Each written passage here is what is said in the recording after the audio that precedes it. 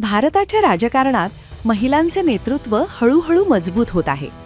आत्तापर्यंत देशात एकूण 8 महिला उपमुख्यमंत्री झाल्या आहेत. पंजाबच्या राजिंदर कौर भट्टल या देशातील पहिल्या महिला उपमुख्यमंत्री ठरल्या. त्यानंतर मध्य प्रदेशातील जमुना देवी, राजस्थानातील कमला बेनीवाल आणि दिया कुमारी, आंध्र प्रदेशातील पुष्पा श्रीवाणी, बिहारच्या रेणू देवी, ओडिशाच्या प्रवती परिडा यांनी वेगवेगळ्या काळात आपल्या राज्यात उपमुख्यमंत्रीपदाची जबाबदारी सांभाळली. या यादीत आता महाराष्ट्राचाही समावेश झाला आहे.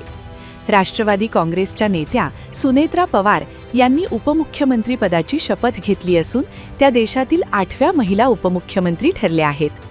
उपमुख्यमंत्री अजित पवार यांच्या पत्नी असलेल्या सुनेत्रा पवार यांची निवड पक्षातील विश्वास, संघटनात्मक भूमिका आणि राजकीय समीकरणांच्या आधारे करण्यात आली आहे. त्यांच्या नियुक्तीमुळे महाराष्ट्राच्या राजकारणात महिलांच्या नेतृत्वाला नवे बळ मिळाल्याचं चित्र आहे.